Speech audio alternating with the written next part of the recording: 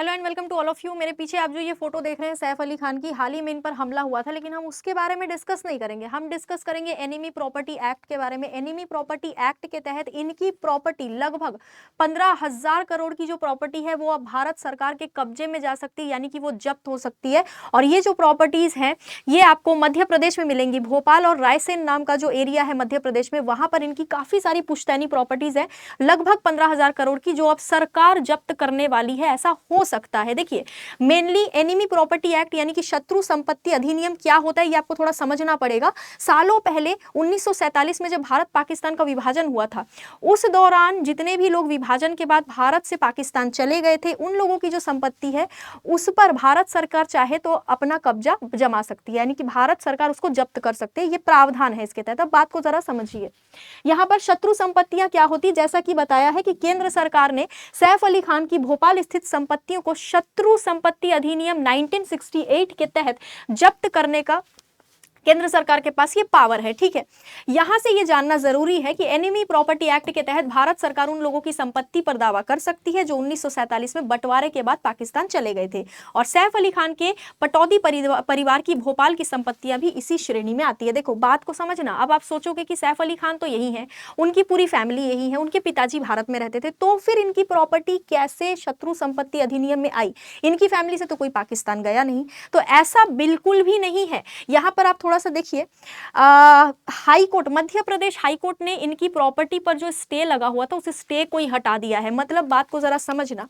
यहां पर इन पर जो स्टे लगा हुआ था एमपी हाई कोर्ट ने उसको हटा दिया है। इस पे हुआ क्या था कि इस प्रॉपर्टी पर दावा करने के लिए एक नोटिस भेजा गया था कुछ साल पहले सैफ अली खान को। ठीक है, उस नोटिस को सैफ अली खान ने चुनौती देते हुए हाई कोर्ट में अपील करी थी और हाई कोर्ट ने उस नोटिस के खिलाफ जो है यहाँ पर स्टे लगा दिया था। इस मामले पर स्टे लगा दिया था। तो तब तो कुछ नहीं हुआ, लेकिन अब स्टे को हटा दिया है तो अब यहाँ पर गले की तलवार बन गई है ये।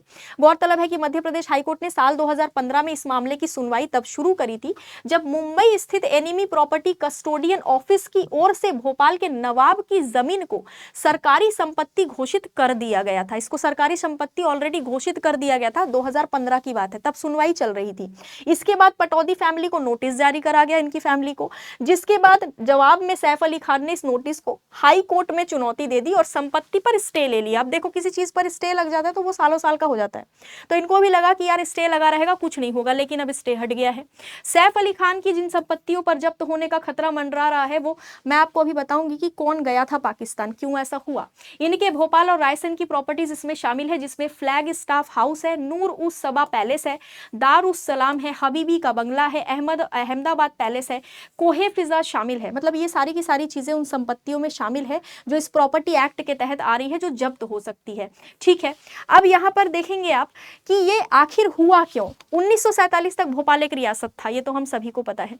नवाब हमीदुल्ला खान इसके आखिरी नवाब थे। ठीक है, मंसूर अली खान के नाना थे वो, जिनकी बात यहाँ हो रही है, हमीदुल्ला खान, ये अंतिम नवाब थे। मंसूर अली खान पटौदी के नाना थे और उनकी 3 बेटियां थी। बात को समझना, उनकी 3 बेटियां थी, जिनमें से आबिदा सुल्तान 1950 में पाकिस्तान चली गई। हो गया खेल यहाँ पर, वो चली गई पाकिस्तान बंटवारे के बाद 3 साल बाद।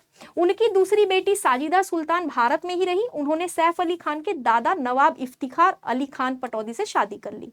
इसके बाद 2019 में अदालत ने साजिदा सुल्तान को कानूनी उत्तराधिकारी के रूप में मान्यता दे दी।